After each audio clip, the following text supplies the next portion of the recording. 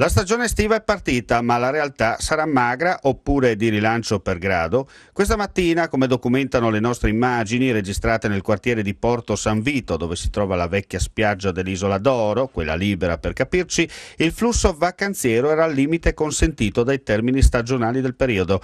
Si dirà che maggio non porti tanto guadagno, ma le aspettative della gente, visto il bel tempo e il caldo di questi giorni, si aspettava qualcosa di più, magari con la calata d'oltralpe di austriaci e tedeschi. Invece la realtà dice questo: grama sul bagnasciuga, forse perché non tengo pecunia.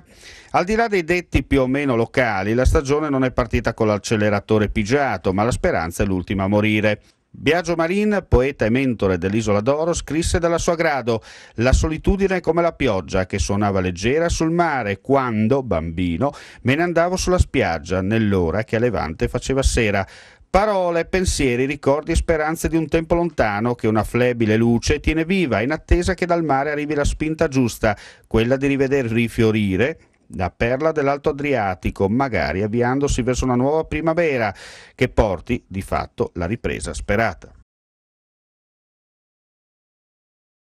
La Viarte è soprattutto una festa che porta dalle 10 del mattino al calar delle tenebre di ogni terza domenica di maggio a conoscere e scoprire il Monte Quarin, porta d'accesso verso il Coglio. Una festa vera dove tutti possono divertirsi senza confini a 360 gradi. Si sale a piedi verso l'erta del Quarin, seguendo un sentiero anni 20, oggi lastricato, dove il via vai porta ad un pellegrinaggio continuo. Si calcola che oltre 5.000 persone, nella giornata di ieri, ha lato il monte. Lungo il percorso le aree di sosta attrezzate rimettono tutti in piedi dopo la salita. Sono i privati, titolari delle case e degli appezzamenti di terra, che aprono le porte ai visitatori, dando in cambio ospitalità e cortesia.